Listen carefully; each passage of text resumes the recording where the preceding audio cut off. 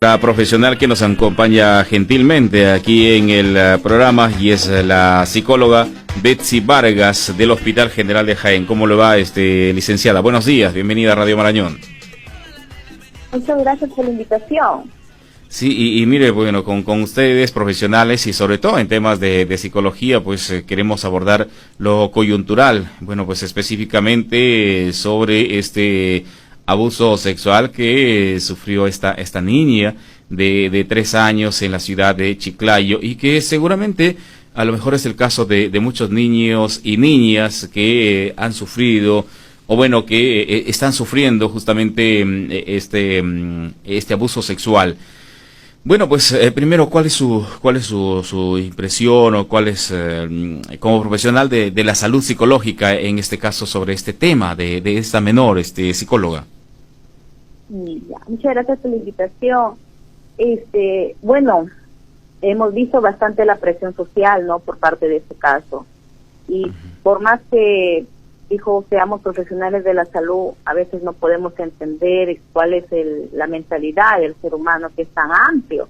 Por eso se ha estudiado de muchas formas, ¿no? Entonces, como usted le estaba diciendo, no solo esa niña ha pasado por este tipo de traumas, sino hay muchas niñas que de repente nosotros no sabemos, no tenemos conocimiento, porque ignoramos de repente cómo llegar a nuestros hijos, cómo abordar ese tema con nuestros hijos, ¿no? Porque todavía es un tabú hablar sobre la sexualidad con nuestros hijos en casa, ¿no? No sabemos cómo decirles, cómo argumentar, qué manera llegar a ellos, ¿no? Sí. Entonces, vemos realmente que es un caso muy triste, ¿no? Pero a pesar de ello inacto que ha sufrido esta menor de edad, tenemos que tener en cuenta cómo va a sufrir, sí, a futuro, ¿no? ¿Cuáles son las consecuencias, las secuelas que deja este tipo de actos? ¿Qué secuelas deja psicóloga en un menor o en una menor que sufre un abuso sexual?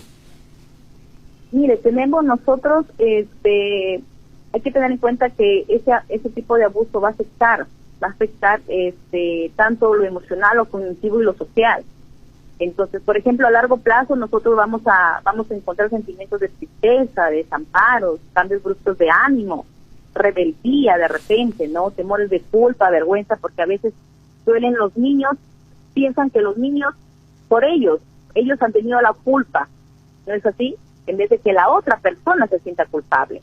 Por ejemplo, en la dimensión cognitiva vamos a encontrar bajo rendimiento escolar, dificultad para que se puedan concentrar, desmotivación de manera general, ¿no? Y en la manera conductual podemos encontrar nosotros, por ejemplo, obstinidad, temor, frente a cualquier tipo de persona adulta, ¿no? Porque hay que tener en cuenta que las agresiones sexuales, la mayoría que se da dentro del entorno familiar, tanto sea padrastro, hermanastro, primo, tío, abuelo. ¿Es así? Entonces, las estadísticas dicen que hay bastante aumento en el entorno familiar.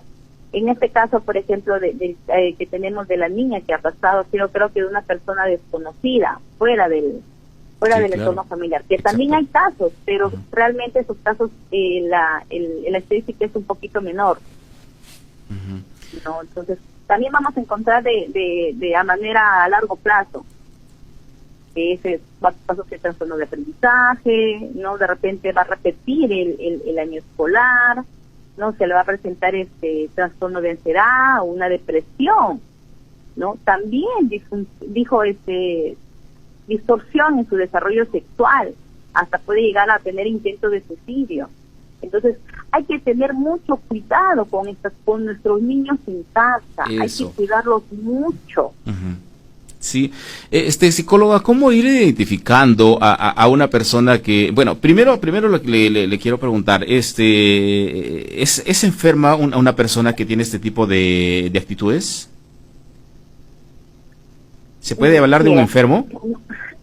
No, lo estoy escuchando. Sí, para nosotros hablar de ese tipo de personas, esas conductas que tienen, es importante mucho lo que nosotros formamos en nuestro hogar. Hay muchas investigaciones que se dicen que hay personas que nacen con ese tipo de actitudes, otras que se hacen, que la sociedad les lleva a hacer ese tipo de de acciones, ¿no?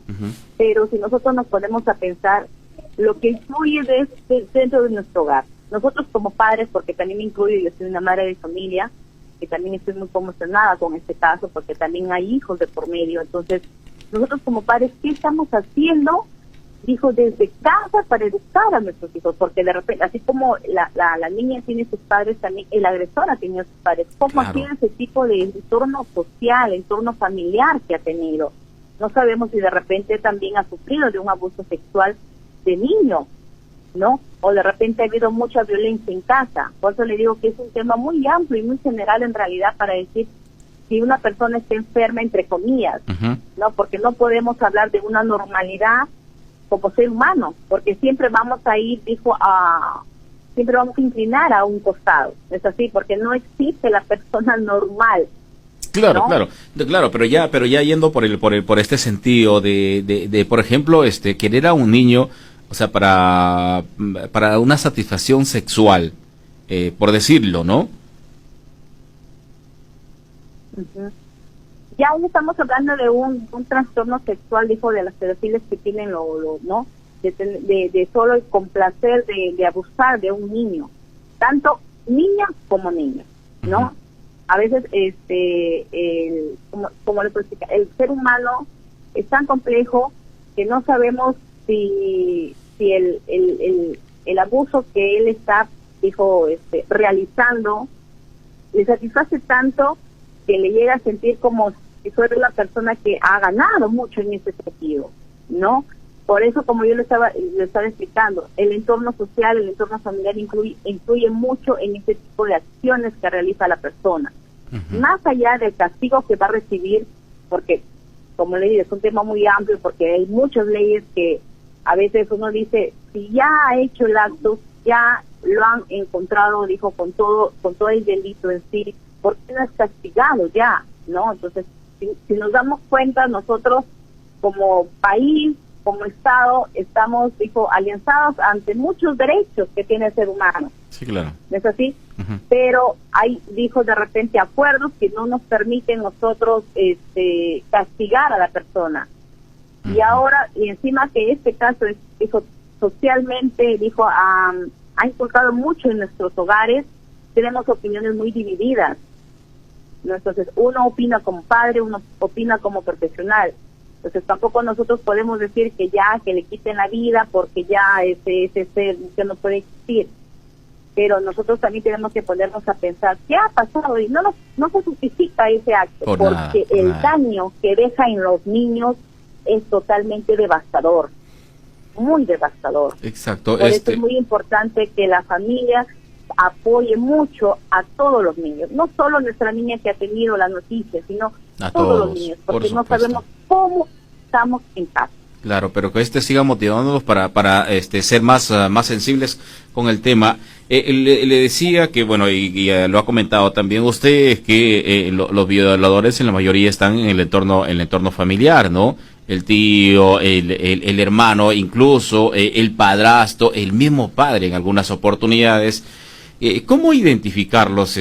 Podemos ver algunos rasgos, algunas características de estas personas, por ejemplo. ¿Son mucho de acercarse a los niños, son mucho de quererlos así? A ver, no hay unas características, dijo, para nosotros poder diagnosticar o ver que esa persona de repente es una persona que con el tiempo vaya a tener un tipo de abuso sexual, no es así en el caso de los padres, padrastros o el entorno familiar. Pero sí nosotros tenemos que estar, dijo, muy atentos en lo que los niños nos exploran, nos dicen, nos cuentan, nos comunican. A veces nosotros como mujeres tenemos nuestra pareja en casa y solemos, como a mí me han agredido, entonces de repente lo dijo con mi hijo, lo dijo con mi hija, lo dijo con mi sobrina. Entonces nosotros, dijo, por más que nosotros conozcamos a la persona que vive en nuestro entorno, siempre hay que tener cuidado con los niños, porque no sabemos en ese momento qué es lo que le pasa a una persona, dijo, por la mente, porque se ha visto muchos casos a veces de personas que son socialmente intachables, sí, moralmente intachables, sí, pero dijo, prácticamente abusaron de un menor, abusaron de una menor, ¿no? Por eso es muy importante que la familia, yo siempre voy a recalcar eso, que la familia enseñe a los hijos de pequeños sobre la sexualidad. No sabemos cómo abordar, no sabemos cómo decir a los niños sobre la sexualidad, sobre el abuso infantil que puede haber ante ellos. Entonces se busca un profesional para poder orientarles, para poder ayudarlos. Acudan al hospital, a algún centro de salud más cercano para que uno le pueda orientar. Claro, claro, desde ahí y sobre todo hablarlo con mucha responsabilidad, ¿no? Y aquí es deber de los padres, o sea, el padre y de la madre, porque dicen, bueno, es que tú como eres mujer puedes acercarte mucho más a la niña, ¿no? Pues aquí tendrían que hablarle los dos, ¿no? Y muy seriamente, justamente sobre el tema. Psicóloga, tenemos que hacer la pausa comercial, por favor le pido unos minutitos, estar al teléfono para luego continuar con el tema, porque es muy importante seguir abordándolo, principalmente con una profesional como usted. Ya, muchas gracias. Muy bien, muchísimas gracias. Entonces vamos a hacer la pausa comercial. Nos acompaña desde el teléfono la psicóloga que gentilmente, por supuesto, está atendiendo nuestro llamado. Ella es la licenciada Betsy Vargas del Hospital General de Jaén y estamos hablando acerca de estos traumas que causa una violación sexual en los niños y niñas y sobre cómo prevenirlas. Con 21 minutos regresamos, nuestro consultorio de salud mental, y nos acompaña la licenciada Betsy Vargas, psicóloga del Hospital General de Jaén, y hablando sobre temas coyunturales como es, en este caso, los traumas que causa una violación sexual a un niño o a una niña. Psicóloga, ya usted lo ha ido diciendo durante el programa, y es que bueno, yo no entiendo prácticamente a muchas madres, a muchos padres, el de confiar sus hijos, por ejemplo, al tío, muchas veces al vecino. Lo que pasó en Utcubamba, por ejemplo, de esta madre de familia que cuando salía a trabajar los encargaba a sus niñas de 3 y 7 años a un vecino y terminaron siendo violadas. Yo entiendo que las madres tienen que trabajar, los papás también tienen que trabajar, pero dejar y confiar así en una persona totalmente desconocida, realmente creo que está pasando también a los padres de familia, psicóloga. Exacto, como usted le dice, ¿no? Entonces, ¿qué está pasando como padre de familia? De repente lo que voy a decir se escucha un poco brusco, ¿no? Para de repente los oyentes que están escuchando esta radio, pero nosotros como padres, en primer lugar, los niños nos piden que nos hijos nacer. Nosotros con amor y con, de repente, queremos tener nuestros hijos, formar nuestra familia, ¿no es así? Entonces con tanto amor lo traemos a nuestros niños al mundo. Pero para nosotros traer un niño al mundo tenemos que tener una gran responsabilidad. Por supuesto. Porque sabemos que disponemos de tiempo para nosotros educarlos y criarlos a nuestros niños, ¿no? ¿Cómo es posible que, yo no voy a incluir madres, sino padres, porque somos los dos los que formamos a los hijos? Sí. Entonces, ¿cómo es posible que madre o padre le vamos a dejar a nuestros hijos encargando a una persona extraña? ¿No? Sí, tenemos que trabajar, tenemos que, como siempre decimos, vamos a trabajar por los hijos. Pero si nosotros hubiésemos primero planificado en tener a nuestros hijos a nuestra edad correspondiente, a nuestro tiempo correspondiente, la situación hubiese sido diferente, ¿no es así? Uh-huh.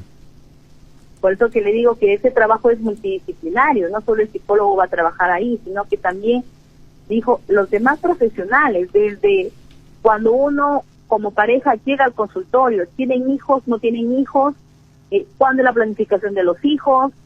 ¿No? Porque hay parejas que sí se planifican. En este momento, de repente, económicamente no podemos solventar a nuestros hijos, entonces hay que trabajar. O emocionalmente no estamos todavía, dijo, establemente bien para nosotros tener nuestros hijos, porque no solo es traer a hijos al mundo y ya está, porque se ha visto muchos casos, ¿no? Tenemos los hijos, los botamos, los encontramos en los ríos, en los desagües, hasta incluso en el baño. Entonces, ¿qué nos está pasando como ser humano? Hay que ser más consciente a la hora de tener nuestros hijos, no solo es por tenerlos, uh-huh, sino que hay que tenerlos para que los niños, hijos, sean de manera criada adecuadamente.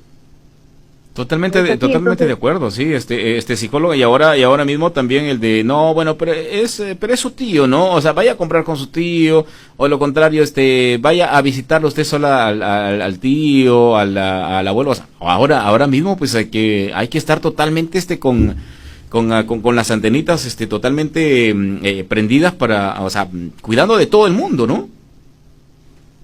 Sí, ahora sí, lamentablemente la sociedad a la anterior que conocíamos, porque no nos damos cuenta que estamos evolucionando a través de la tecnología, de cosas nuevas, investigaciones, queremos explorar otro mundo, pero y como familia, como sociedad, ¿cómo estamos? Pues estamos al revés. ¿Qué nos está pasando como familia, como seres humanos? ¿Qué nos está pasando? ¿Qué está fallando? Entonces, solemos nosotros ahora la violencia aceptarla. Me empujó, no es algo normal, lo normalizamos la violencia, tanto para la mujer como para el varón. Yo no voy a decir que solo existe violencia hacia la mujer, sino también existe violencia hacia el varón. Pero si el varón se va a denunciar, ¿qué hacen las autoridades? Se ríen. Oye, ¿por qué no te defiendes? ¿Por qué no le pegas tú igual? Entonces, ¿qué tipo de autoridades también tenemos? Sí, pues. ¿No? Entonces, lo vemos la violencia como algo normal, como si uno estuviera ahí ya, te dio una cachetada, te tocó, dijo tus partes íntimas a los niños. No, es su papá, no, es su tío, no hay problema, de casualidad ha sido. Entonces, nosotros no podemos obligar a nuestros niños a abrazar, a darles un beso a personas que no quieren. A veces, yo he visto muchos casos que saludan al tío, saludan al abuelo, abrázalo. Entonces, pero si la niña o niño no quiere, nosotros, ¿por qué tenemos que exigirlos? Es diferente que nosotros nos sentemos y digamos, hijo, pero ¿por qué no quieres abrazarlo? ¿Qué ha pasado? ¿Te ha hecho algo el papá? ¿Te ha hecho algo el tío, el hermano? Comunicar. Nosotros a los niños no les escuchamos, que porque son pequeños nosotros creemos como personas que los niños no nos pueden comunicar. Sí, los niños nos hablan, solo que nosotros como padres no escuchamos o no entendemos lo que está pasando con nuestros niños. Por eso yo siempre voy a decir y siempre voy a reforzar, todo trastorno de repente que tenga el ser humano es dependiendo de la crianza que nosotros llevamos en casa, cómo nosotros formamos a nuestra familia. Si nosotros venimos de un hogar disfuncional, de un hogar de maltrato físico, de maltrato psicológico, nosotros hay que cortar de raíz cuando formamos nuestro propio hogar, porque si nosotros vamos a seguir, entonces seguimos en ese círculo vicioso y nunca va a terminar. Y aquí no sabemos que hay tantas cosas pueden pasar, porque no solo se escucha del caso de la niña de 3 años, hay muchos casos que de repente por temor o porque no hay la ayuda, no hay la coyuntura social, no sabemos. Entonces, nosotros acá como Perú estamos totalmente con las estadísticas muy elevadas en lo que es violación sexual, ¿no? Sí, pues. O en el caso de los adolescentes, que no ha sido con el consentimiento. Entonces, ¿dónde está la ley? La ley es para unos bien y la ley es para otros mal, entonces no. Entonces, hay muchas cosas por qué trabajar. Sí. Y no hay que normalizar la violencia. Exacto, no, para nada, hay que estar bastante sensibilizados en el tema y que no sea solamente por coyuntura, sino que siempre hay que realizar. O por ejemplo, ahora hay esta propuesta de la castración química, seguramente va a ayudar mucho, pero también esto se tiene que empezar desde la raíz, ¿no? Desde la raíz. Y esto va en la familia desde la forma como se habla. Muchas veces, para finalizar, psicóloga se dice, no, pero es que es muy pequeñito, no podemos hablar de ello. Y en casa no se quiere hablar de temas de sexualidad, sin embargo, ahí tiene que empezar. Eso sería el llamado que le puede hacer a los padres de familia, psicóloga, por favor. Sí, hay que estar ahorita, como dijo usted, con las antenitas bien prendidas y con los ojos, con los 2, 4, 5, todos los números que podamos tener con nuestros hijos. Por favor, nosotros desde pequeños hay que enseñar a que nuestros hijos sean asertivos, a enseñarles que aprendan a decir lo que necesitan, lo que falta, escuchar, ¿no? Sobre todo también, siempre mantenernos nosotros informados, ¿no? Hablar claro sobre la sexualidad. Hay que sacar esa idea de la cabeza de que la sexualidad es mala. Si nosotros nos podemos buscar o buscamos una orientación adecuada, vamos a saber qué es lo que engloba la sexualidad. Entonces, desde pequeño hay que decirle a nuestros hijos, cuando uno es madre, porque la mayoría de familias siempre la mamá la que se queda con los pequeños, entonces, este cuerpo es tuyo, nadie te lo puede tocar, ni tu papá, ni tus tías, ni tus primos, ni tu hermano, excepto yo, porque estás pequeño. Cuando tú crezcas, ni yo te lo voy a poder tocar, porque es tu intimidad. Entonces, si te pasa algo, entonces comunícame, dime, ¿no? Por eso es muy importante hablar muy claro sobre la sexualidad y siempre mantenernos informados. Y también, ¿no?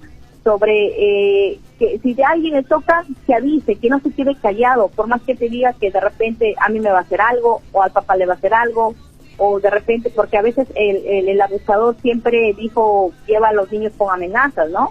Sí, pues, sí. De que si tú hablas, yo le hago algo a tu mamá, le puedo hacer algo a tu mamá, le puedo matar a tu mamá, porque suelen utilizar esas palabras, ¿no? Entonces, siempre decirle, no tengas miedo, acá estoy yo como mamá, acá estoy yo como familia. Por eso es importante los papás que tenemos, qué crianza nos están dando, cómo nosotros somos como padres. No es fácil ser padres, porque nadie naciendo ser padres. No hay un libro que diga cómo ser padres, pero con el tiempo uno lo va aprendiendo. Y lo primero que los niños buscan, ¿quién es? La protección de quién, de los papás, no del tío, no del abuelo, no del vecino, de los padres. Si no tengo con quién dejarlo a mis hijos, entonces dejo de trabajar. No tengo el esposo, entonces no hay que tener hijos. A veces el ser humano comienza a tener 2, 3, 4, 5. ¿Aló? Bueno, hemos perdido esto. Sí, lo escuchamos, psicóloga, en la parte final, lo escuchamos, por favor, sí, lo seguimos escuchando. Ya, entonces, como le sigue diciendo, a veces no tenemos con quién dejar a nuestros niños, entonces a veces hay que sacrificar muchas cosas. Por supuesto, por sí, la sí, mejoría, por el bien de nuestros niños. Sí, sí, o de lo contrario, pues hay que tratar de llevarlos siempre juntos, ¿no? Esa es también otra de las ideas, y no confiar, por supuesto, en nadie, por más que nos digan, pero a ti qué te pasa y esto, no. Sí, no. Bueno, pues a los niños no hay que confiarlos a nadie. Psicóloga, muchas gracias por ayudarnos a sensibilizar, porque lo que tenemos que hacer es eso, sensibilizarnos en el tema, no solamente ser conscientes, sino estar sensibles y hacer suyos el problema y seguir cuidando a nuestros niños. Muchas gracias por esta comunicación con Radio Marañón, psicóloga. Muchas gracias también. No, que tengan buen día. Muchas gracias. Nos acompañó desde el teléfono la psicóloga Betsy Vargas del Hospital General de Jaén, ya hablando sobre estos temas coyunturales. Ya lo ha dicho casi todo, así es que padres de familia, madre de familia y comunidad en general, cuidemos a nuestros niños y niñas.